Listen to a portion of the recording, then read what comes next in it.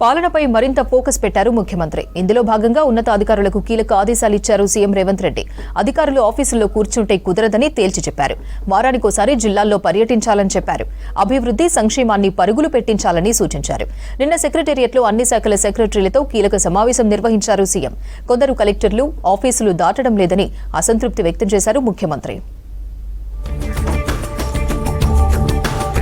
హైదరాబాద్ సెక్రటేరియట్లో అన్ని శాఖల సెక్రటరీలతో కీలక రివ్యూ చేశారు సీఎం రేవంత్ రెడ్డి.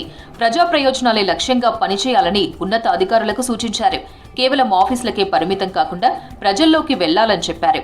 వివిధ డిపార్ట్మెంట్ల హెచ్ఓడీలు అందరూ సెక్రటేరియట్లో అందుబాటులో ఉంటూనే కనీసం వారానికోసారి జిల్లాల పర్యటనకు వెళ్లాలని చెప్పారు సీఎం.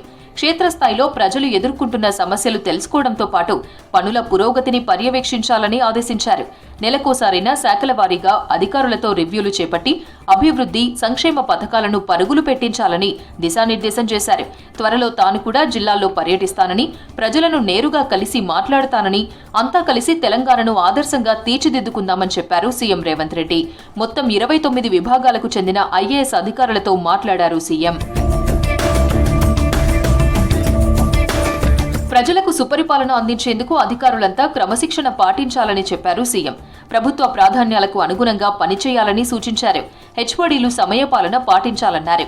టైం ప్రకారం సెక్రటేరియట్లో అందుబాటులో ఉండాలని చెప్పారు. కేవలం ఆఫీసులకు పరిమితం కాకుండా తమ విభాగం పనితీరును పర్యవేక్షించేందుకు వారానికొక రోజు విధిగా జిల్లాలకు వెళ్లాలన్నారు. క్షేత్రస్థాయిలో పనుల పురోగతిని, ప్రజలు ఎదుర్కొంటున్న సమస్యలను తెలుసుకోవాలి. నెలకోసారి అన్ని జిల్లాల అధికారులతో సమావేశం ఏర్పాటు చేసి తమ విభాగం చేపట్టిన కార్యక్రమాలు, పనుల పురోగతిపై సమీక్ష చేయాలని దిశానిర్దేశం చేశారు. ఉన్నతాధికారులంతా తమ పరిధిలోని విభాగాలపై పట్టు సాధించాలని, తమ శాఖల పనితీరును మెరుగుపరిచేందుకు అవసరమైన చర్యలు చేపట్టాలని సూచించారు సీఎం.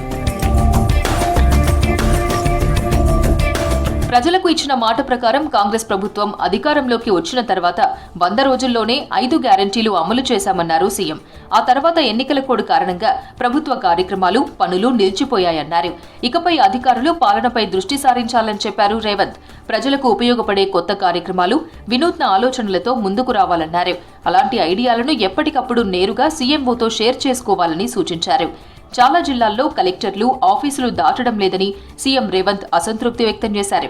కలెక్టర్లంతా తమ జిల్లాల్లో ఏం జరుగుతుందో తెలుసుకునేందుకు క్షేత్రస్థాయిలో పర్యటించేలా చూడాలని సీఎస్ను ఆదేశించారు. హాస్పిటళ్లు, స్కూళ్లు, అంగన్వాడీ కేంద్రాలు, ప్రజలకు సేవలందించే అన్ని విభాగాలను ఎప్పటికప్పుడు సందర్శిస్తూ లోటుపాట్లను సరిచేయాలని సూచించారు. అన్ని శాఖల్లో మెరుగైన విధానాలు అమలు చేయాల్సిన బాధ్యత అధికారులదేనన్నారు ముఖ్యమంత్రి.